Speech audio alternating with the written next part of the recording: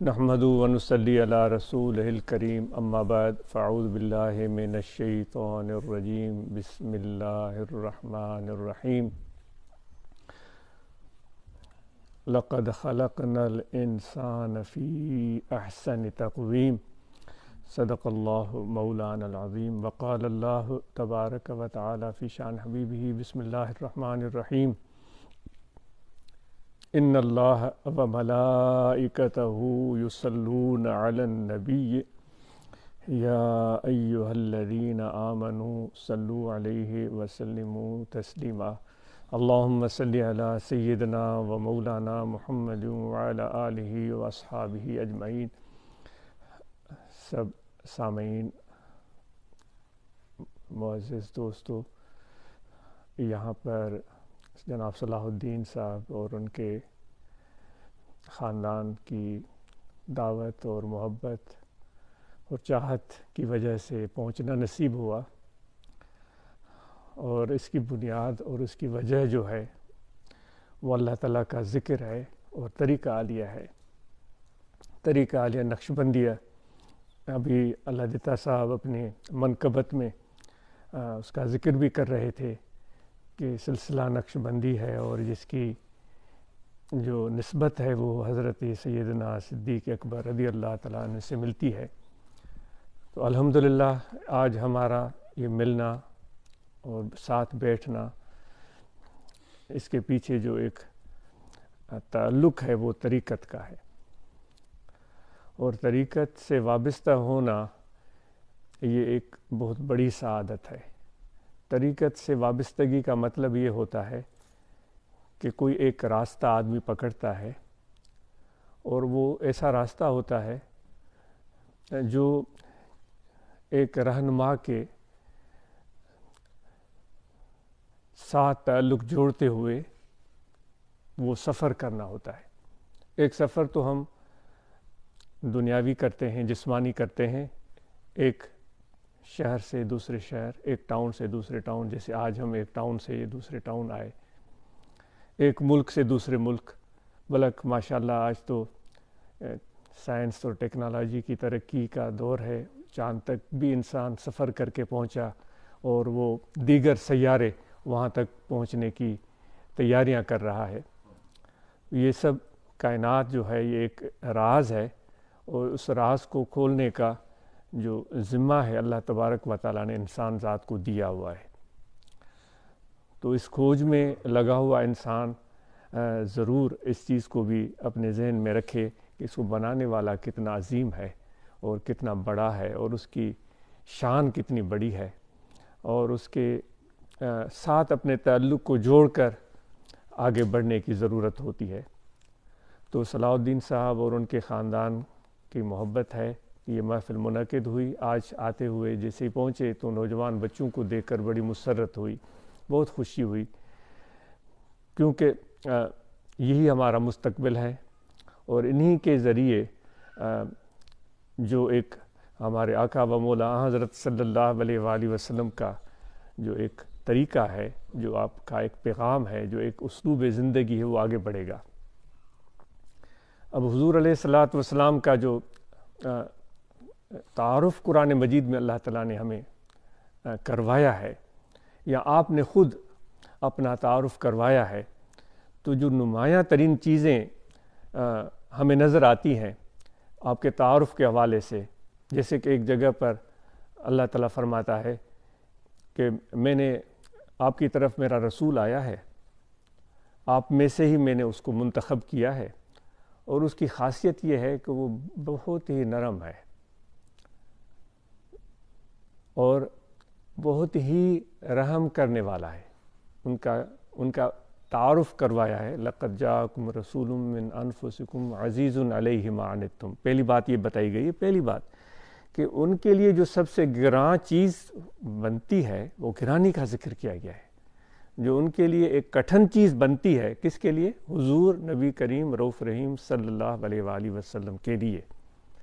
اللہ تعالیٰ فرماتا ہے میں نے رسول بھیجا ہے، اب اس کا تعارف ہو رہا ہے کہ اس کی خاصیت کیا ہے، اس کی عادت کیا ہے، اس کا طریقہ کیا ہے۔ عزیز علیہ ما عنتم، اس پر جو سب سے گراں چیز گزرتی ہے جو آپ کو تکلیف پہنچتی ہے، اور وہ آپ پر زیادہ، آپ کے لیے زیادہ حرص کرتے ہیں کہ یہ ایسے انسان بنے، یہ ایسے بندے خدا بنے کہ یہ ان کی زندگی دنیا کی بھی اچھی ہو جائے اور آخرت کی زندگی بھی اچھی ہو جائے۔ پھر آگے عزیز علیہ ما عنتم حریص علیکم، آپ پر بڑے حرص رکھنے والے ہیں، اور رؤوف رحیم بھی ہیں، ان کے دل میں رأفت ہے، نرمی ہے، اور وہ مہربان بھی ہیں۔ تو یہ یعنی کہ تعارف کروایا جا رہا ہے اللہ تعالیٰ کی طرف سے ہمیں کہ میرے نبی کی خاصیتیں، عادتیں، مزاج، پسند ناپسند یہ ہے۔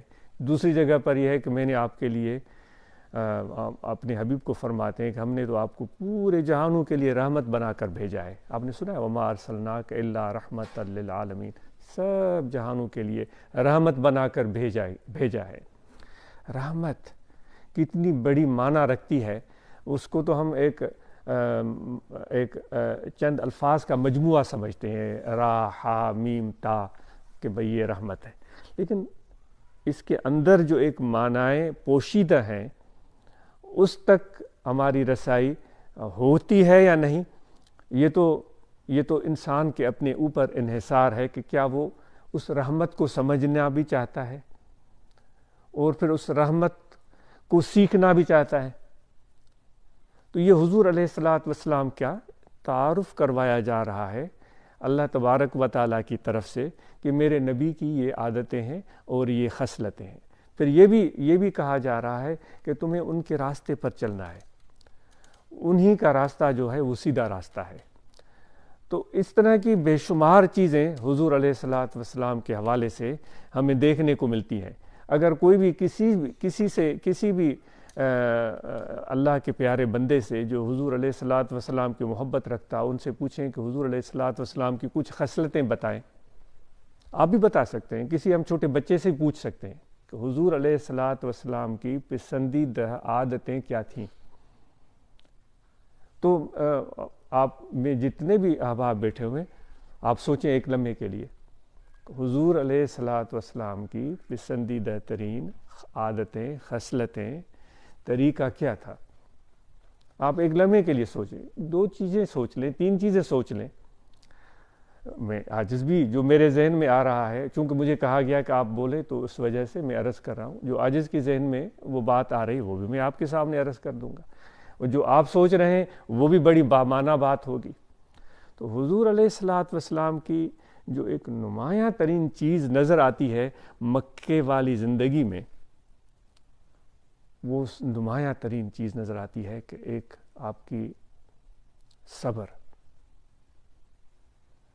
مشکل ترین صورتحال میں صبر۔ اس دن بات ہو رہی تھی جناب یعقوب صاحب کے گھر، تو شاید وہ ہم نے یہ گفتگو کی تھی کہ ہم جتنے بھی مسلمان ہیں ہمیں غور و فکر سے کام لینے کی عادت ڈالنی چاہیے، کوئی جلد بازی نہ کرے۔ ایک نقطہ وہاں یہ ذکر ہوا۔ آج گفتگو کا جو محور ہے ایک حضور علیہ الصلاۃ والسلام کے عادات، اخلاق اور طریقہ، اور دوسری بات ہے وہ بچے جو آج جیسے ہی ہم یہاں پہنچے تو وہ چھوٹے بچے نظر آئے، گلدستہ بھی انہوں نے پیش کیا بڑی محبت سے، اور ان کے بڑوں نے ان کا تعارف بھی کروایا کہ یہ میرے فرزند ہیں، یہ نواسے ہیں، یہ پوتے ہیں۔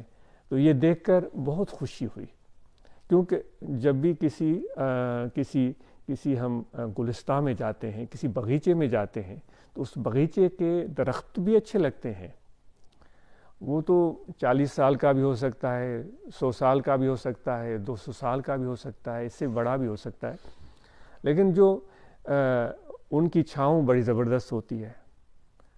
لیکن جو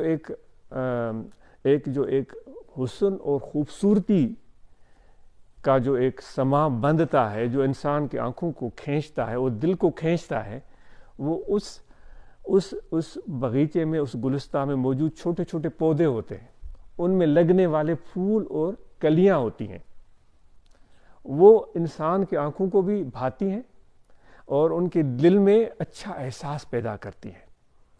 ایک بہار کا احساس ہوتا ہے، اور پھر انسان کی طبیعت جو ملول تھی ان رنگ برنگی پھولوں کو دیکھ کر، ان کلیوں کو دیکھ کر اس کے دل میں جو غمگینی کا احساس تھا دور ہو جاتا ہے۔ یہ اللہ کی شان ہے، لیکن وہ نظر ہونی چاہیے، وہ نظر ہونی چاہیے۔ اگر ہم ان کو کسی اور نظر سے دیکھیں کہ بھائی ان کو توڑیں گے اور پھر ان کو ہم جو ہے وہ بیچیں گے، یہ بھی ایک طریقہ ہے، ہم کرتے ہیں، یہ بھی ایک طریقہ ہے۔ اگر اس نظر سے سوچیں کہ میں اس کو توڑوں گا، سونگوں گا اور ایسے مسلوں گا اور پھینک دوں گا، یہ بھی لوگ کرتے ہیں۔ یہ عادتیں ہیں، یہ تو انسان کو اللہ تعالیٰ نے ایک اختیار دیا ہے اس اپنی کائنات میں تصرف کرنے کا، اور پھر وہ کہتا ہے کہ تم جو بھی کام کرو گے اس کا رد عمل ضرور ہوگا۔ اگر اچھا کرو گے تو اچھا ہوگا۔ گندم ز گندم برایت، جو ز جو، از مکافات عمل غافل مشو۔ آج اتفاق سے سفر کا مہینہ ہے، ہمارے سلسلہ عالیہ کے پیشوا حضرت امام ربانی مجدد منور الثانی رحمۃ اللہ تعالیٰ علیہ کا عرس بھی انہی دنوں میں آتا ہے۔ تو وہ اپنے مکتوبات میں فرماتے ہیں کہ جب تم گندم کا بیج ڈالو گے تو اس سے گندم اگے گی۔ آپ میں سے بہت سارے لوگ، ہم پاکستانی تو اکثر زراعت پیشہ ہوتے ہیں، شہروں میں بسنے والے تجارت پیشہ ہوتے ہیں، لیکن جو دیہاتوں میں بسنے والے وہ زراعت پیشہ ہوتے ہیں۔ زراعت پیشہ لوگوں کا ایک اپنا مزاج ہوتا ہے، تجارت پیشہ لوگوں کا اپنا مزاج ہوتا ہے۔ زراعت پیشہ لوگ جو ہیں وہ شاید، ہو سکتا ہے میں صحیح نہ بول رہا ہوں، وہ ذرا جذباتی قسم کے لوگ ہوتے ہیں، ان میں ایک جوش ہوتا ہے۔ وہ تجارت پیشہ لوگ بڑے سیانے، سمجھدار اور بڑے ہوشیاری سے آگے بڑھتے ہیں۔ یہ قدرت کا شان ہے، ہو سکتا ہے یہ بات صحیح نہ ہو۔ تو وہ امام ربانی رحمۃ اللہ علیہ فرماتے ہیں کہ جب گندم کا بیج ڈالو گے تو اس سے گندم اگے گی، جب جو کا بیج ڈالو گے تو اس سے جو اگے گا۔ اب گندم ڈال کے تم جو کی امید مت لگاؤ، جو کا بیج ڈال کے گندم کی امید مت لگاؤ۔ تو اللہ تعالیٰ نے یہ کائنات میں ہم سب کو اختیار کرنے کا موقع دے دیا ہے اور عقل بھی دے دیا ہے، لیکن یہ بھی کہہ دیا ہے کہ جو کچھ جہاں زمانے میں ہو رہا ہے، جو آپ کو نظر آ رہا ہے، وہ آپ کے عملوں کا قیا دھرا ہے۔ قرآن مجید میں اللہ تعالیٰ فرماتا ہے نا ہمیں، یہ جو بھی ہو رہا ہے وہ آپ کے عملوں کا قیا دھرا ہے۔ تو دوستو، تو ان پھولوں کو ہم توڑتے بھی ہیں، لیکن پھول کی ایک بڑی خوبصورت عادت ہے۔ آپ نے کبھی دیکھا ہے کہ جو پھول کو اپنے شاخ سے توڑ رہا ہوتا ہے، ہو سکتا ہے کسی اچھے خیال سے، اچھی نیت سے توڑ رہا ہو، میری گفتگو طویل ہو رہی ہے، میں معذرت خواہ ہوں بہت، تو وہ توڑ رہا ہوتا ہے، ہو سکتا ہے اس کی اچھی نیت ہو، لیکن پھول کے لیے کیا ہوگا آپ اور ہم سوچ سکتے ہیں۔ وہ اس میں جڑا ہوا ہے، اس شاخ سے اس کو خوراک مل رہی ہے، اس کلی کو کھلنے کا موقع مل رہا ہے، اس کے رنگ نظر آنا شروع ہو گئے ہیں، پھر اس میں سے خوشبو بھی پھیلنا شروع ہو گئی۔ ایسے ہوتا ہے، ایسے ہوتا ہے۔ کیوں ہو رہا ہے؟ چونکہ وہ شاخ سے جڑا ہوا ہے۔ اب کوئی ہم میں سے آیا، اس نے اس کو توڑ دیا، یہ ہمارا اختیار تھا، ہم نے اپنا اختیار استعمال کیا۔ لیکن پھول کے لیے کیا ہوگا یہ تو ہمارے ذہن میں بھی نہیں ہوتا۔ صحیح غلط کو ہم چھوڑ رہے ہیں، ایک ایسا معمول ہم اس پر ڈسکس کر رہے ہیں جو روزانہ ہم کرتے ہیں، لیکن پھول کی ایک عادت بڑی اچھی ہوتی ہے۔ اس نے اس کو توڑ دیا، اب وہ اپنے اصل سے کٹ گیا۔ وہ رومی صاحب فرماتے ہیں نا، میں نے کسی ایک کو، وہ پہلا مثنوی شریف کا شعر ہے، بشنو از نئی حکایت می کنت وز جدائی ہا شکایت می کنت۔ یہ مثنوی کا غالباً آپ دیکھیں کہ پہلا شعر ہے۔ وہ کہتے ہیں دیکھو وہ بانسری کو دیکھو، وہ تمہیں ایک کہانی سنا رہی ہے۔ بانسری دیکھیں لوگ بجاتے ہیں، وہ ایک لمبا سا پائپ ہوتا ہے، اس میں سوراخ ہوتے ہیں اور اس کو پھونک دیتے ہیں اور پھر اس سے ایک لےدار اور مزیدار آوازیں نکلتی ہیں۔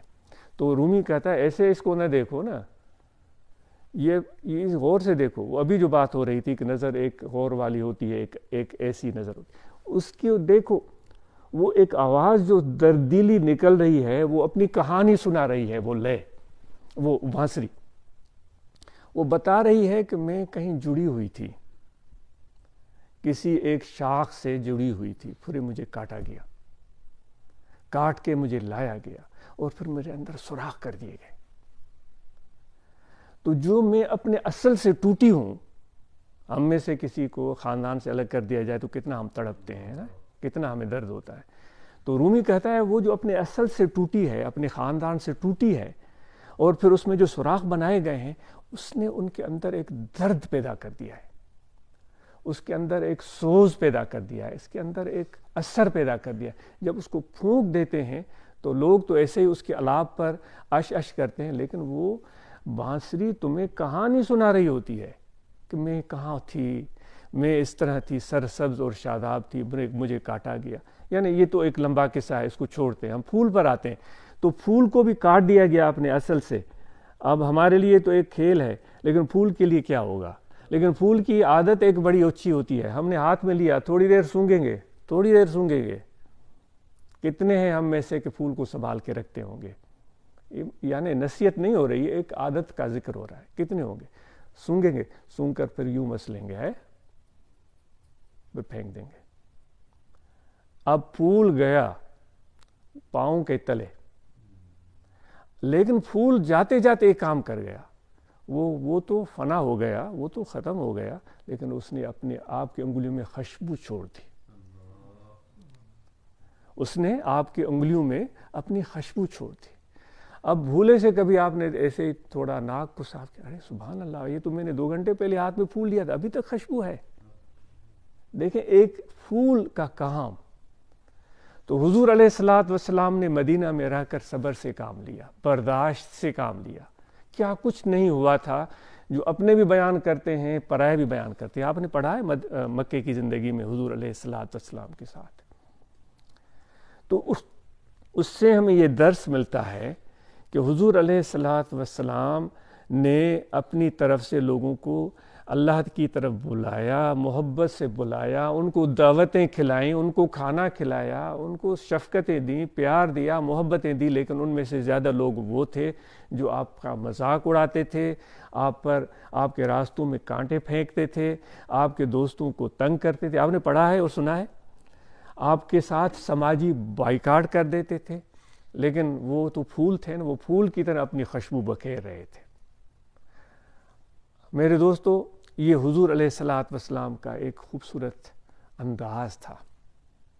وہ پرائے بھی بولتے تھے بھائی ہم اس کے ہیں خلاف، اس کی دعوت توحید کو بھی ہم نہیں مانتے، اللہ تعالیٰ نعوذ باللہ من ذالک، اللہ تعالیٰ کو ہم پوچھتے نہیں، ہم بتوں کو پوچھتے ہیں، لیکن یہ اس کی بات اچھی ہے کہ ہے سچا، امین بھی ہے۔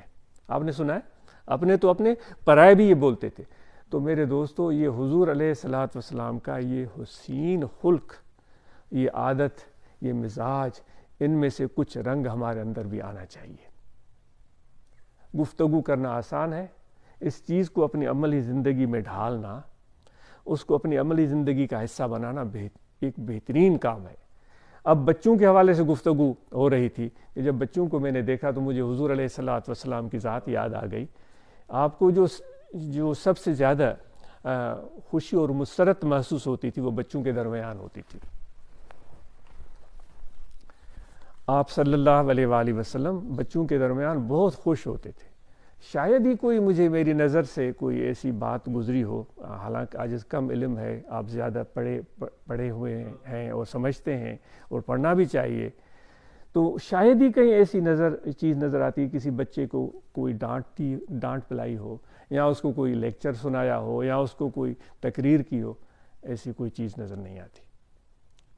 ہاں یہ نظر آتا ہے بچہ کیا آیا، آپ نے اس کو سینے سے لگا لیا، بچہ کیا آیا اس کو گود میں بٹھا دیا، بچہ کیا آیا اس کو اپنے منہ سے بوسہ دیا۔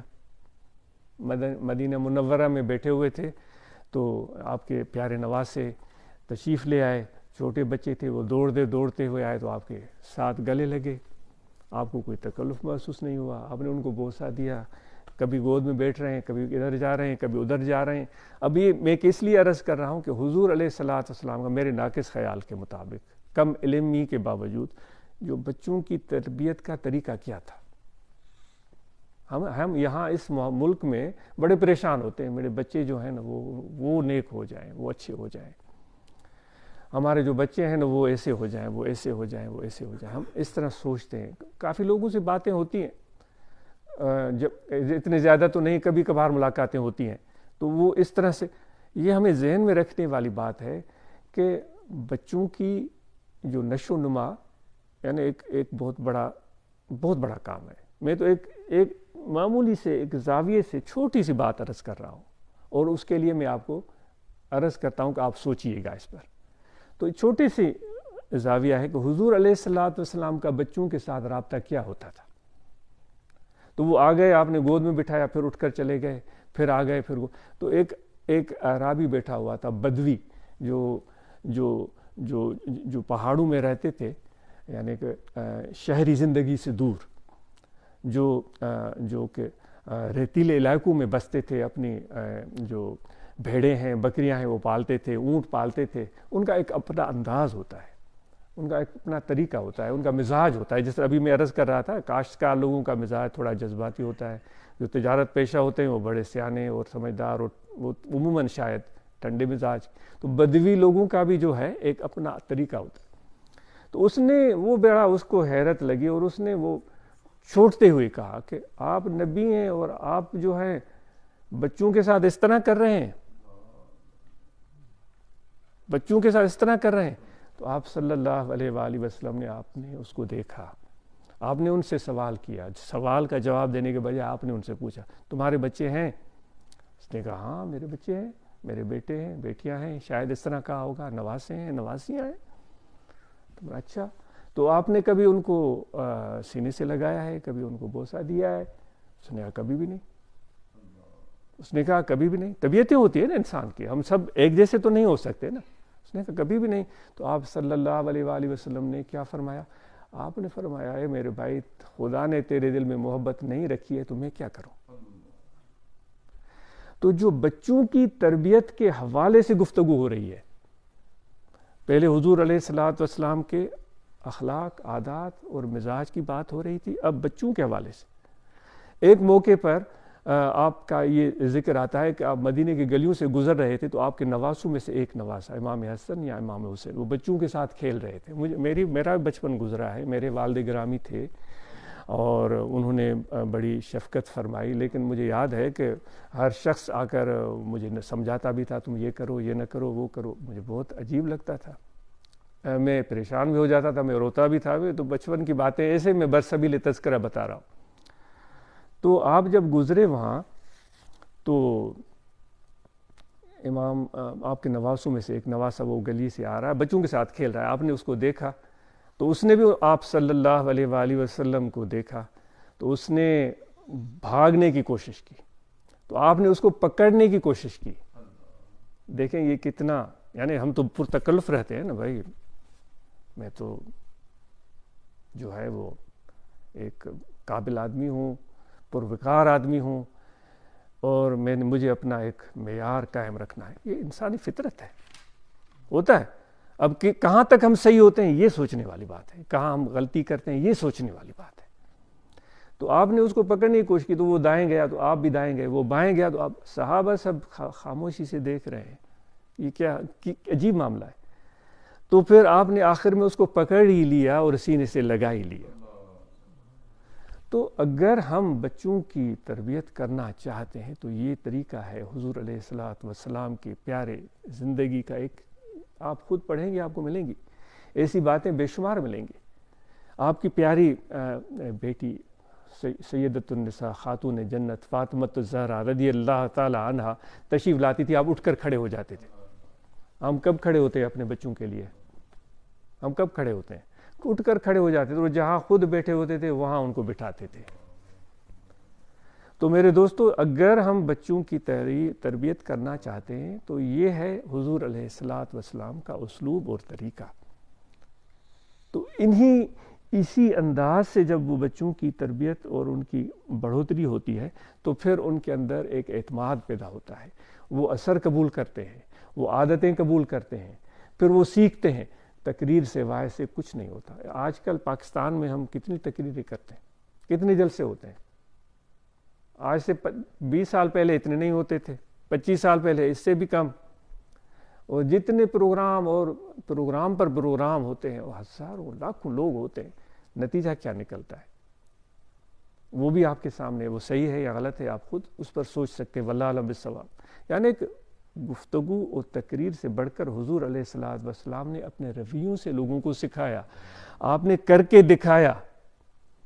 گفتگو آپ بھلے دیکھیں، ان کی تقریر ہوگی نا تو لمبے سے لمبی 5-6 منٹ سے زیادہ نہیں ہوگی. سب سے بڑا خطاب وہ ہے جو حجت الوداع پر آپ نے تقریر فرمائی ہے، جو ایک انسانیت کے لیے بہترین ایک راہ نجات ہے.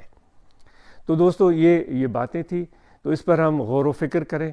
اب ہم آتے ہیں اپنی محفل ذکر کے حوالے سے کہ جو ذکر ہے یہ ہمارے یہاں جمع ہونے کا مقصد ہے. اس ذکر سے ہمارے دل کو جلا ملتی ہے، ذکر سے ہمیں اللہ تعالیٰ کی محبت ملتی ہے، ذکر سے ہمیں دل کا سکون ملتا ہے، اور ذکر انسان کو اللہ تبارک و تعالیٰ کے قریب کر دیتا ہے. اللہ تعالیٰ فرماتا ہے فَاذْكُرُونِي أَذْكُرُكُمْ، پس تم مجھے یاد کرو تو میں تمہیں یاد کروں گا. تو جب اللہ تعالیٰ ہمیں یاد فرماتا ہے تو یہ کتنی بڑی عظمت اور کتنی بڑے شان والی بات ہے. عاجز ہمیشہ عرض کرتا ہے کہ ایک اللہ والے تھے، وہ فرماتے تھے کہ عرش عظیم پر جب بھی اللہ تعالیٰ مجھے یاد فرماتے ہیں تو مجھے فرش پر پتہ چلتا ہے. تو وہ لوگ ان سے عرض کرتے تھے کہ حضرت آپ کو کیسے پتہ چلتا ہے کہ عرش پر اللہ نے آپ کو یاد کیا؟ عرش تو خدا کا سب سے بڑا عرش تو مومن کا دل ہے. تو وہ فرماتے تھے کہ جب بھی میں کسی ذکر والوں کے ساتھ بیٹھ کر اللہ کا ذکر کرتا ہوں تو مجھے یقین ہوتا ہے کہ آج اللہ مجھے یاد کر رہا ہے. تو آج ہم ان دوستوں کی معیت میں بیٹھے ہوئے ہیں تو آج ہم بھی یہ کہنے میں سوچنے میں حق بجانب ہیں کہ آج ہمیں اللہ تعالیٰ یاد کر رہا ہے. ہمارا یاد کرنا اچھا ہے، اللہ تبارک و تعالیٰ کو ہمارا یاد کرنا اچھا ہے، لیکن اس کا ہمیں یاد کرنا، اس خالق کا، اس مالک کا، اس پروردگار کا ہمیں یاد کرنا، یہ بہت ہی زیادہ اچھا ہے. ہمارا اس کو یاد کرنا یہ بھی اچھی چیز ہے، بڑی چیز ہے، لیکن اس اللہ کا ہم بندوں کو یاد کرنا یہ بہت ہی بڑی نعمت ہے. ان کو الفاظ میں ہم بیان نہیں کر سکتے. وہ شعری کہہ سکتے ہیں جو شہ مرا برداشت از خاک، جب بادشاہ نے مجھے خاک سے اٹھا کر سینے سے لگایا ہے، یعنی کہ میں ایک عام آدمی تھا، میں گر گیا تھا، میں مٹی میں پڑا ہوا تھا، تو بادشاہ کا گزر ہوا. آج کے دور کی بادشاہی تو کچھ اور ہے. تو وہ بادشاہ جا رہا تھا، اس نے دیکھا ایک خاک سر بخاک بندہ پڑا ہوا ہے، تو بادشاہ اپنے گھوڑے سے نیچے اترا. پیچھے لشکری سپاہی خدمتگار سب موجود تھے. ان سے نہیں کہا کہ بھائی اس کو اٹھاؤ. وہ خود گھوڑے سے نیچے اتر کر میرے پاس آیا اور میرے ہاتھ میں ہاتھ دیا. اب دیکھیں، وہ بظاہر مجھے جانتا بھی نہیں تھا، ہاتھ میں ہاتھ دیا اور مجھے اٹھا کر کھڑا کیا. اب کتنے مرحلے ہو گئے، اور کھڑا کیا. اور یہاں بھی ختم نہیں ہوئی بات، اس نے کھینچ کے مجھے اپنے گلے سے لگا لیا. چون شہ مرا برداشت از خاک، سزد گر گزرانم سرز افلاک. اب جب میں اتنی پستیوں میں تھا، زمین پر تھا، جب اتنے بڑے شان والے نے، سپاہ والے نے، نام والے نے مجھے اٹھا کر سینے سے لگایا، تو اب مجھے بھی یہ سزاوار ہے، مجھے بھی یہ اچھا لگتا ہے کہ اپنا سر آسمانوں سے اونچا کروں. سمجھ رہے ہیں نا آپ؟ کیونکہ میں تو کچھ بھی نہیں تھا، لیکن جو اس نے مجھے اٹھایا ہے، جو اس نے مجھے قریب کیا ہے، جو اس نے مجھے پیار دیا ہے، جو اس نے مجھے سینے سے لگایا، تو اب تو میری شان جو ہے اپنا سر آسمانوں سے اونچا کر سکتا ہوں. تو اللہ نے ہمیں یاد کیا ہے آج اپنے تنہائی میں. جس طرح وہ فرماتا ہے جب تم اکیلے یاد کرتے ہو تو میں تمہیں تنہائی میں اکیلے میں یاد کرتا ہوں. وہ فرماتا ہے جب تم اپنے دوستوں میں بیٹھ کر یاد کرتے ہو تو میں اپنے فرشتوں میں تمہیں یاد فرماتا ہوں. وہ فرماتا ہے کہ جب تم میری طرف ایک بالشت بڑھتے ہو تو میری رحمت، میں تمہاری طرف ایک ہاتھ بڑھتا ہوں. اگر تم میری طرف آہستہ آہستہ آتے ہو تو میری رحمت تیری طرف دوڑتی ہوئی آتی ہے. جب اتنی عظمت دے رہا ہے تو پھر ہم کیوں نہ خوشی اور مسرت اور فخر محسوس کریں. لیکن یہ فخر ہماری اپنی کمائی نہیں ہے، یہ اس کی دین ہے. ہم جیسے لوگ جو ہے سینکڑوں بازاروں میں موجود ہیں، کینیڈا میں موجود ہیں، یورپ میں موجود ہیں، پاکستان میں موجود ہیں، ہزاروں لاکھوں لوگ موجود ہیں. ہم سے زیادہ ذہین ہیں، ہم سے زیادہ خوبصورت ہیں، ہم سے زیادہ ہوشیار ہیں، پڑھے لکھے ہیں، لیکن ان میں سے آج ہمیں یہ موقع ملا تو ہم کیوں نہ اس پر فخر کریں اور مسرت کا اظہار کریں. تو اس ذکر کی تلقین آپ اور ہم سب کو کی جائے گی. یہاں انسان کا دل ہے، کیونکہ نقشبندی سلسلہ ہے، نقشبندی سلسلے میں ذکر خفی ہوتا ہے. اچھا وہ بات مس ہو جائے گی، وہ جو گزشتہ محفل میں بات عرض کی گئی تھی کہ جب بھی ہم کوئی کام کریں تو اس میں ہمیں غور و فکر کرنے کی بات کی گئی تھی کہ ہم جلد بازی نہ کریں، سوچ اور وچار سے کام لیں، غور و فکر سے کام لیں۔ لیکن اس کے اوپر ایک اور بات ہے، وہ بھی ہمیں سیکھنی چاہیے، وہ بھی حضور علیہ الصلاۃ والسلام کی پیاری زندگی سے ہمیں اس کا درس ملتا ہے۔ یعنی کہ اپنی طرف سے تدبیر کی، غور و فکر کیا، اور اس تدبیر کے بعد اس عمل کو سر انجام دیا، لیکن جو رزلٹ آیا، نتیجہ آیا، وہ ہمارے پسند کے مطابق نہیں تھا۔ جو ہم چاہ رہے تھے نا، وہ نتیجہ نہیں آیا، تو کام دوستو ابھی ختم نہیں ہوا نا، کام تو ابھی بھی جاری ہے۔ وہ کام آگے کیا جاری ہے کہ اس کی رضا میں راضی رہنا ہے، کیونکہ وہ خود کہتا ہے کہ میں سب سے بڑا حکیم ہوں۔ وہ کہتا ہے کہ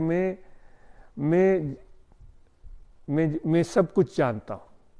اب وہ نتیجہ بالکل برعکس آیا ہے، تدبیر اور ہوشیاری اور کوشش کے باوجود، تو نتیجہ اب یہ اس کے بعد جو ہمارے لیے راستہ ہے، جو سب سے کامیابی کا راستہ ہے، وہ تسلیم و رضا، اللہ کی رضا میں راضی رہنا اور اس میں خوش رہنا، اس میں مسرت محسوس کرنا۔ وہ کہتے ہیں، وہ بڑی دلچسپ کہانی ہے، وہ کر کے میں ذکر پر آتا ہوں کہ حضرت موسیٰ علیہ الصلاۃ والسلام جا رہے تھے تو جبل طور پر، یہ پھر مولانا رومی کی بات آ جاتی ہے، سبحان اللہ۔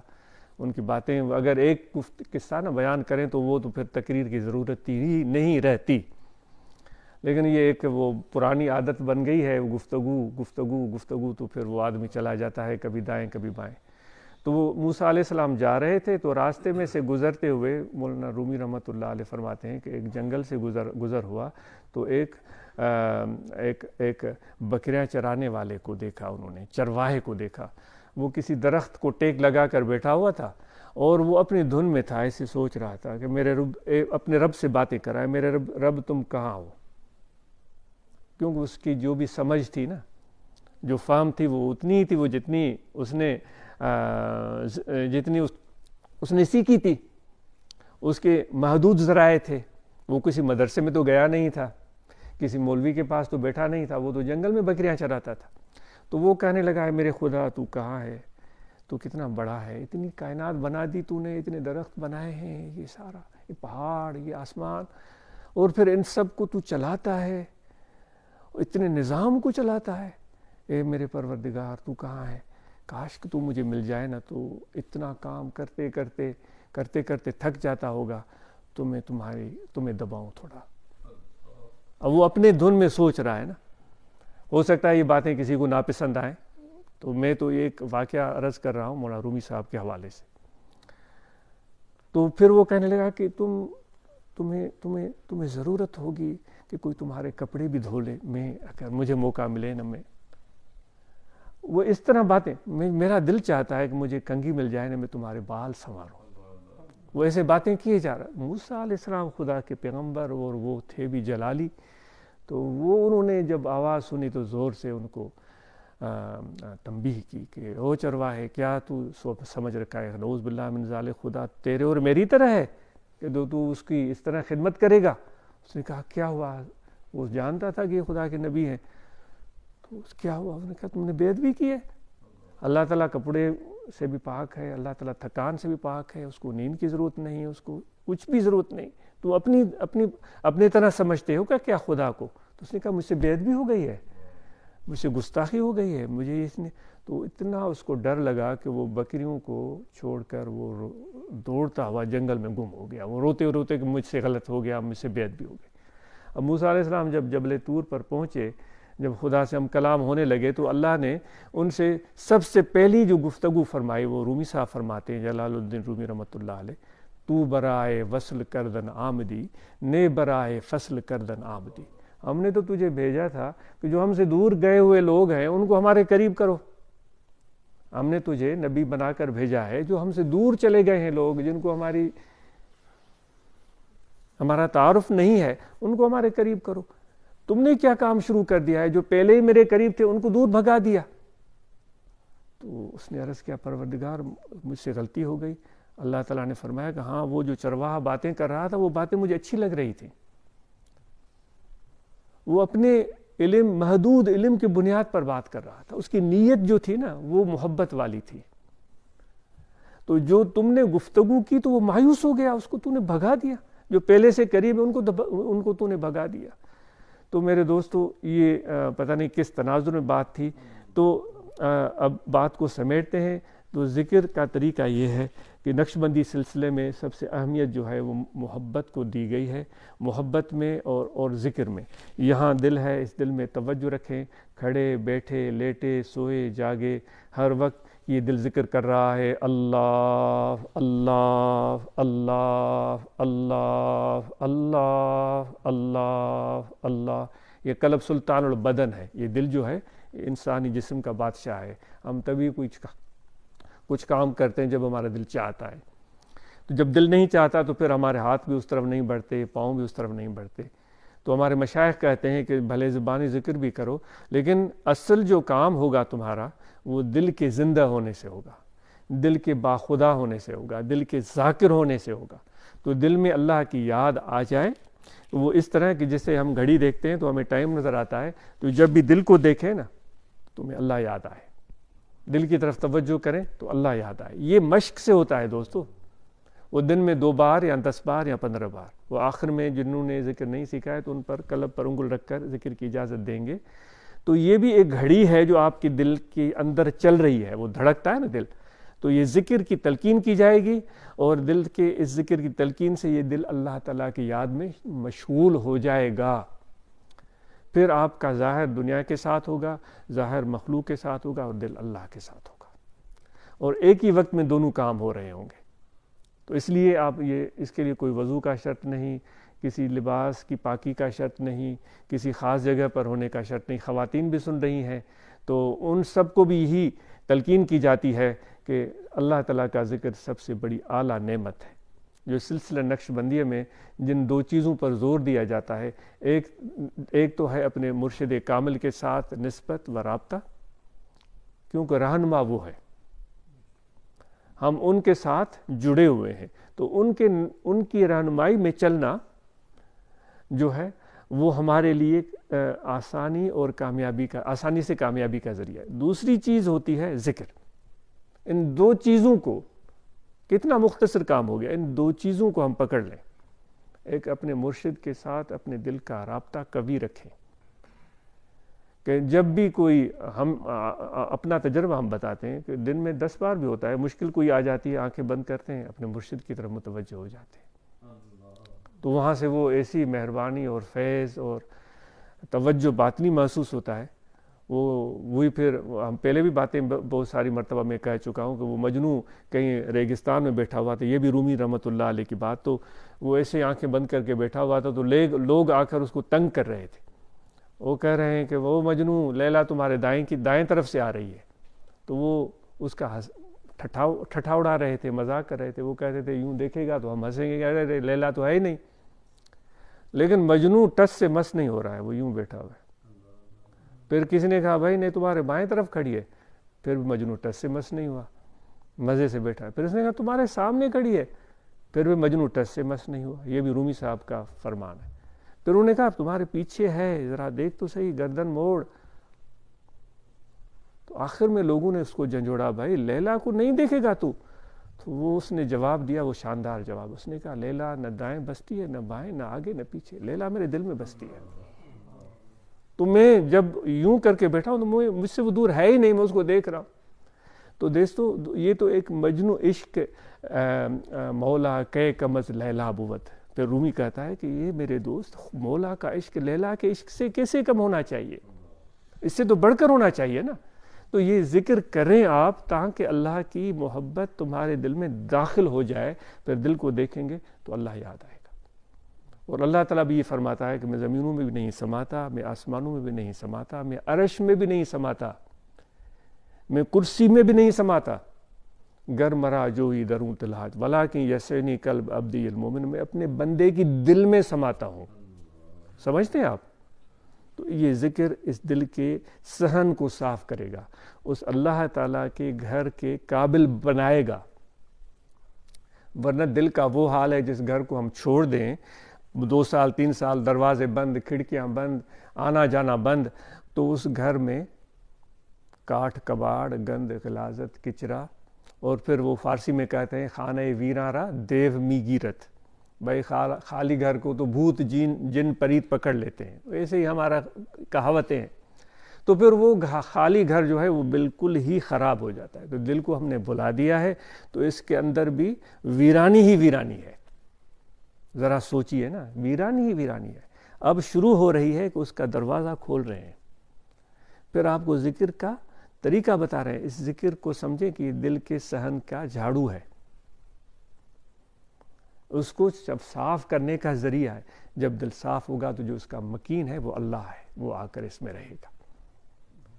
تو یہ ہے ذکر قلبی. تو اس کے لیے زبان کا ذکر آپ بھلے کریں، اس سے منع نہیں ہے، لیکن قلبی ذکر کے لیے آپ کو توجہ دل کی طرف کرنا ہوگا. کھڑے بیٹھے لیٹے سوئے جاگے ہر وقت دل پکار رہا ہے اللہ اللہ اللہ اللہ اللہ اللہ. یہ مشق کرنی ہے. بس جب بھی یاد آئے اللہ اللہ اللہ اللہ اللہ، یہ دل میں اثر پیدا ہو. جس طرح وہ پانی کا قطرہ قطرہ قطرہ پتھر پر بھی گرتا ہے تو پتھر میں بھی سوراخ بنا دیتا ہے، آپ نے دیکھا ہے؟ تو یہ ذکر کی ضربیں انشاءاللہ اس دل کو بھی روشن کر دیں گے. اور مراقبہ کریں روزانہ کچھ ٹائم بلا ناغہ. ختم شریف ہم پڑھتے ہیں، آپ کو بھی سب کو اجازت ہے. 11 مرتبہ درود پاک، ایک بار سورہ فاتحہ، اور پھر 11 مرتبہ